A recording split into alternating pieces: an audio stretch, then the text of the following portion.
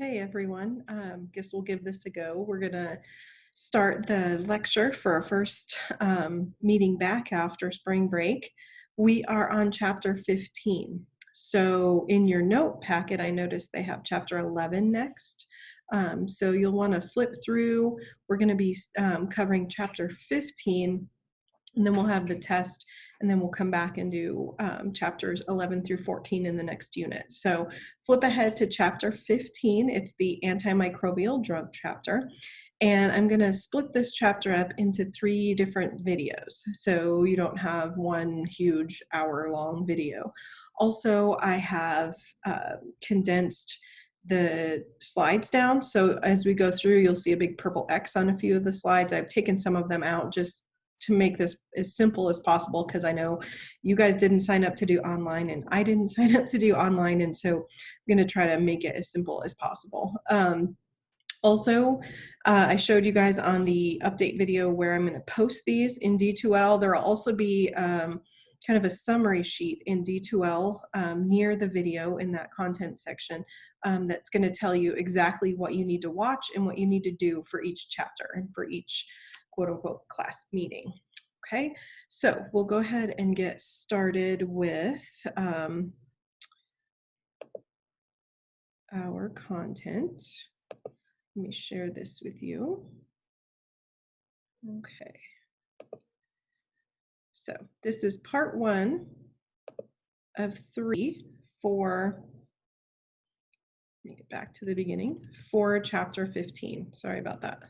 Okay, so chapter 15 in our note packet, and please feel free to stop the video, to take notes, to catch up, to write down any questions you might have.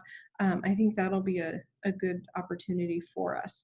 Also, make sure you're watching all of the videos for each chapter that are assigned for each day on that day. Okay, so you need to watch all 3 of these for Wednesday, March 25th in order to get your attendance accounted for. Okay, so I don't care what time of day you watch them. If you want to watch them at 5 in the morning or at 11 o'clock at night, just make sure you watch them before 11:59 on that particular day. Okay, all right, so here we go. Remember, antimicrobial drugs or antibiotics are substances that are drugs that we can use to either inhibit microbial growth or that can kill those microbes. And so these are going to be drugs or compounds that are going to help combat microbial growth within the body. Okay, we talked about some disinfectants and sanitizing situations and sterilizations. Those are things for outside of the body. These antimicrobial drugs are to be used in or on the body. Okay, that will help control microbial growth.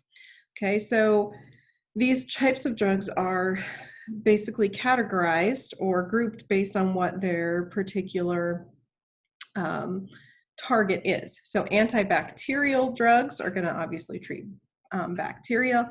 Antiviral are going to attack viruses. There's very few of these. There's relatively a lot of antibacterial drugs, and we'll talk about why there are some in this particular category versus the antiviral category. Antifungal drugs, obviously treating fungi, and then antiparasitic, which we're not going to spend a whole lot of time about. Those are against eukaryotic parasites like protozoa and parasitic worms like tapeworm, pinworm, all of those types of things. Okay, so remember, bacteria are prokaryotic cells, and then the fungi and these here are eukaryotic cells like humans. Okay, so we're going to be looking at some different cell types and as to why some of these work a little bit better than others for certain situations. Okay, the next couple of slides are going to get into a little bit of history in where we were before current modern antibiotics and so forth. We're going to skip that. We've already talked about Alexander Fleming and penicillin. So if you want to skip those couple of slides there and move ahead into this slide over here, okay, that has talks about spectrum of activity. Okay, spectrum or range of activity. Okay, so some antimicrobial drugs are going to be what we call broad spectrum. Okay, they have a wide range of microbes that they are effective against. Okay, so they have a broad or wide scope, wide range. And these in their broad category are typically effective against both gram-negative and gram-positive bacteria. Now, narrow spectrum is going to have a narrower range or a more limited range of bacteria that they're going to, or other organisms, that they're going to be effective against.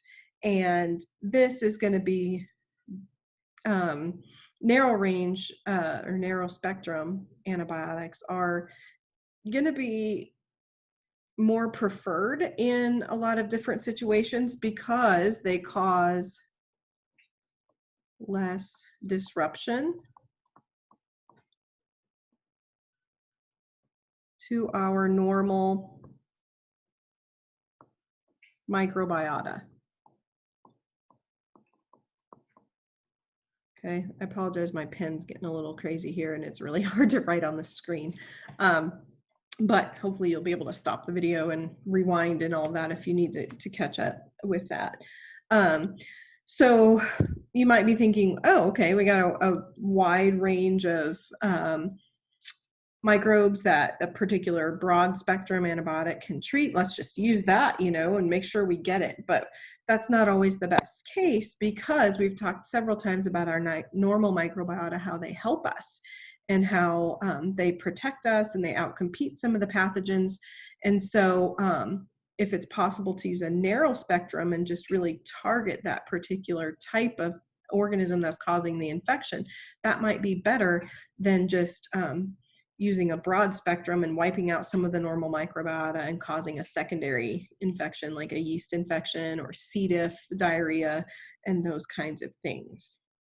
Okay, so spectrum of activity is basically the range and the number of different types of bacteria, for example, that a particular antimicrobial will work against. Okay, so we said that narrow spectrum of action antimicrobials are preferential if we can positively identify the causative agent of that organism. And that might involve taking clinical samples and growing those microbes and doing other types of diagnostic tests with those cultures that we collect. But sometimes, like with strep throat, for example, once the doctor has identified, yep, this is strep throat, not a viral sore throat, a lot of times the doctor is like, okay, I know this is strep throat. We've done the quick test or whatever. They'll undergo what's called empiric therapy. And that is basically, empiric therapy is basically a standard or typical treatment based on patient presentation. Okay, so like with strep throat, if the patient is presenting with typical strep throat symptoms and signs, and they do the quick test, for children, an empiric therapy would be amoxicillin, the pink stuff that you get, okay? And so doctors will start there because in other examples where it's not strep throat, definitive identification of that pathogen will take at least 24 to 48 hours or longer. And so if there's a particular set of symptoms for whatever condition, the doctor can start there with a narrow spectrum and then readjust after test results come back. Okay.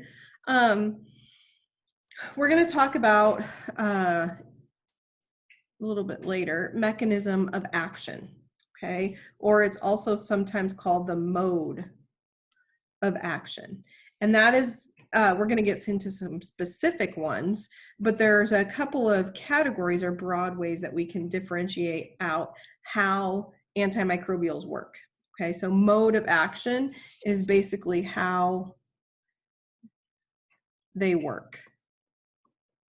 And I'm kind of running out of some room, but if you want to put how they work kind of at the, basically at the molecular level, in the molecules of the particular pathogen. Okay, so antimicrobials work in different ways. There's different categories. Some, as we've seen before, bacteria obviously refers to bacteria, and then there's that static. Okay, so static means to basically keep things the same. And so if we're looking at a bacterial population, if we keep the numbers the same, we're not having growth. And that's the goal of a bacteriostatic antimicrobial or antibiotic. Okay, so bacteriostatic products prevent microbial growth. And remember, when we're talking about bacterial growth or microbial growth, we're not thinking of increasing in size, we're thinking in increasing in numbers, right? We're going to prevent microbial reproduction. Okay, so we don't kill the bacteria that are there, we just prevent them from doubling their numbers every, several minutes or whatever. And bacteriostatic antimicrobials typically look at targeting protein synthesis, like transcription, translation, the ribosomes, anything that's involved with protein synthesis and other metabolic pathways. Okay, then we have the bactericidal. We know that that kills, right? So it's going to kill bacteria. And by the way, you can also have fungicidal. C-I-D-A-L, sorry, that looks terrible. Fungicidal.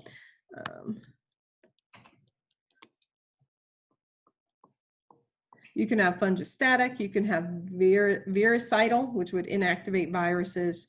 And so we're just using bacteria as an example here. But bactericidal antimicrobials will target the cell wall synthesis, cell membranes, or their nucleic acids like DNA, for example. Okay, so I'm gonna skip this next slide if you want to cross that one off. And then we're going to get into a few definitions here.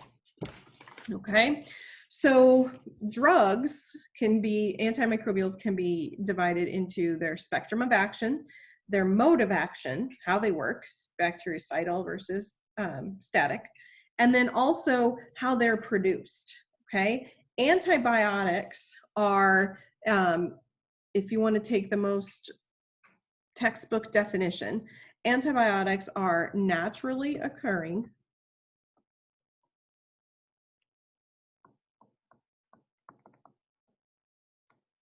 antimicrobial compounds.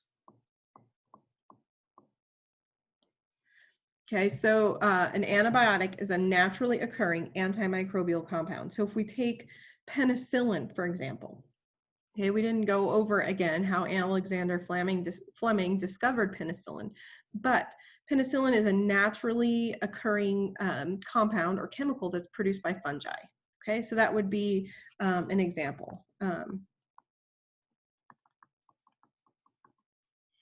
Okay, now I'm going to jump down here to semi-synthetic. Actually, nah, let's stick with synthetic. A synthetic antimicrobial is something that's going to be manufactured by a chemical process in a laboratory. Okay, it is a compound that a chemist or pharmacist, pharmacokineticist, whatever, those professionals developed. Okay, a semi-synthetic is a chemical or lab modification. So a person modified a naturally occurring antibiotic. And we'll talk about a couple of those, like ampicillin or amoxicillin. It would be an example of a semi-synthetic. It started out with kind of a penicillin based, and then as bacteria become resistant to that, the people in the pharmaceutical industry have changed it up a little bit molecularly, so it's effective. Okay, this side I'm going to skip.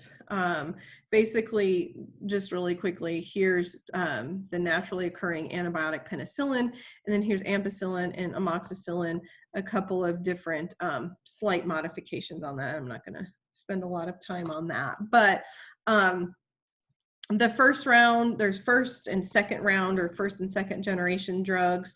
So like, if we back up here quickly, ampicillin would be the first round and amoxicillin would be the second round because they've made just slight modifications to that drug. And the drugs in later generations, there may be third and fourth generations for some of the drugs, have more capabilities or extended capabilities over their predecessors. And some of those expanded capabilities might be extended spectrum. So they might cover more pathogens than previous generations, may have increased stability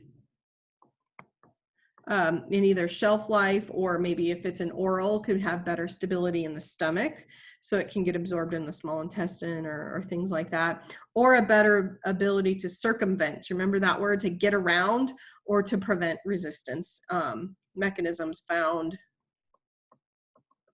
in those pathogens.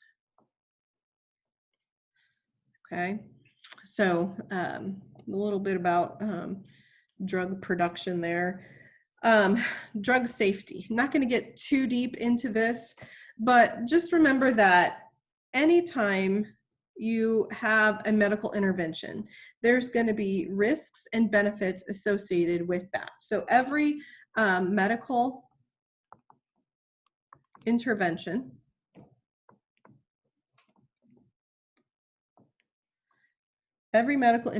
has a risk, benefit consideration.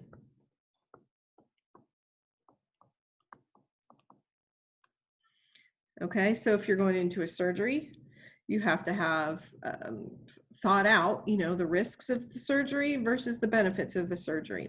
If you're going on any kind of medication at all, antidepressants, they may help with mental processes in the brain, but they also have some side effects as well. So same thing with antimicrobials, okay? There's definitely benefits, but there's risks as well. And so when companies are coming up with antimicrobial drugs, one of the things that they have to consider is what we call the selective toxicity of that particular drug. And what selective toxicity gets to is whether or not the drug is more toxic to the pathogen than the host. Okay, so when we do our aseptic techniques in the lab, we use a bleach solution, right, to kill those plates, the microbes growing on those plates. We use a bleach solution to clean off and get any microbes that may have fallen on the counter. Bleach is a really good antimicrobial. Okay, but we know that we can't just drink bleach if we have strep throat, right? Because that's going to be more toxic to us and cause more harm than good. Okay, so when they're producing antibiotics, they have to, the molecular makeup of those antibiotics or antimicrobials needs to target the pathogen specifically and not kill a bunch of our cells. Okay, so there may be situations, though, when the best available treatment for a dangerous infection, like antibiotic-resistant bacteria, things like that, that quote unquote safer antibiotics won't even touch, sometimes those side effects may be acceptable. That the diarrhea, weight loss, effects on the immune system, those things may be necessary to get that infection under control, because the infection will kill you, and the side effects are maybe just an inconvenience. So there may be situations where the side effects are pretty severe, but you need to have the drug. There may be situations where the side effects aren't so bad, but maybe you don't need the drug. So there's those cost benefit or risk benefit analyses that need to be done on a regular basis. Okay, I'm going to skip therapeutic index, and let's see. Oh, I guess need to change my page. Let's also skip the therapeutic drug monitoring. I didn't get an X on that one, but we're going to skip this one and continue on into the toxicity considerations. Now, in A&P, we've been learning about the kidneys, and we've also learned already about the liver and how they detoxify the blood and things circulating around in the body. And those organs are really going to be important in metabolizing and eliminating drugs of all kinds. And so, because these organs are in direct contact with these drugs, they're going to be directly filtering them out and so forth, they're susceptible to damage. And so some drugs, including antimicrobials, are nephrotoxic. Nephro refers to the kidneys, okay? There are drugs that do cause kidney damage, and then there's others that cause that are hepatotoxic or toxic to the liver. Okay, and we'll mention one about the kidneys in the next video. Okay, so administration route. How do the antimicrobials enter your body, or the patient's body? Okay, that's a question mark. One way is oral administration. Oral obviously means by mouth. If you want to put in parentheses there, that could be a tablet, it could be a liquid. And that's typically the most preferential way to do it if it's possible, because it's pretty easy, right? You can take your bottle with your prescription in it at home, you take it every so many hours. It's something the patient can do on their own. They don't have to go and have a nurse or a professional administer their medication. However, with oral administration, the drug, DRUG, needs to be stable through the stomach, right? The stomach has a pH of about 2. So if it's easily destroyed by acidic pHs, that's not going to be a good medication that's going to be able to tolerate the oral route. Also, it needs to be absorbed into the blood by the intestines.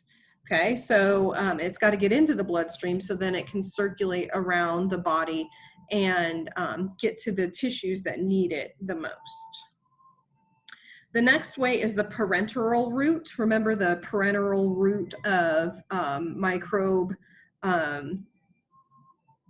entering into the body, a portal of entry. Okay, parenteral route is basically bypassing the skin or mucous membranes or wherever, and so that would be injections or infusions, like IV infusions, for example. An IV stands for intravenously, or into the vein. You would put in the medication that way. There's also intramuscularly.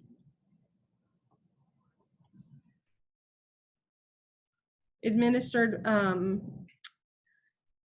antimicrobials, and that would be an injection into the muscle, like a lot of the vaccines are injected into the muscle, or subcutaneous, which would be just right underneath the skin layer. Okay, some downsides to that. You have to use needles. Some people don't like that, can be uncomfortable, and there is a slight, very slight risk of infection. And then the other, oops, that's it. Okay. Let's see, we talked about some risks and benefits.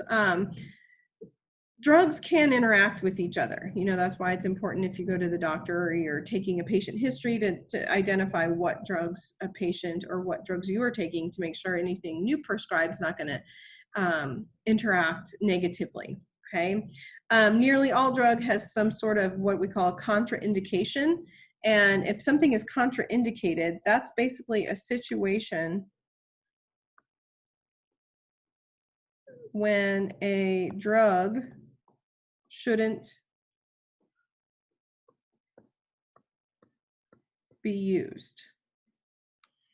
Okay, now a little bit later I'm going to upload and show you guys a list of pregnancy categories. Okay, during pregnancy, because some drugs can cross the placenta and perhaps cause harm to the fetus or miscarriage, there are situations where certain types of drugs should not be or are contraindicated for in pregnancy. And I will go over those categories. There's A, B, C, and X, if I remember correctly. Those situations, you know, you have to really look at cost benefit or risk benefit analysis for those women that are pregnant. Drugs can also interact with each other, so you want to make sure you watch out with those as well. For example, rifampin, which is used to treat tuberculosis, inactivates oral contraceptives. So a person may accidentally get pregnant while they're on that particular antimicrobial because it inactivates the other drug. Digoxin is more toxic to humans when used with another type of antimicrobial called a macrolide.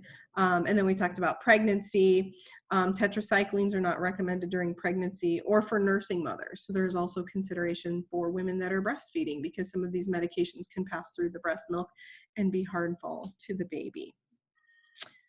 Okay, so I'm going to stop this first video here and we'll pick up on this particular slide in the next video. So you can stop this one and start the next one right away. Or if you need to take a break, go do something else for a while, you're welcome to do that. So we'll get that posted and continue on with our lecture series.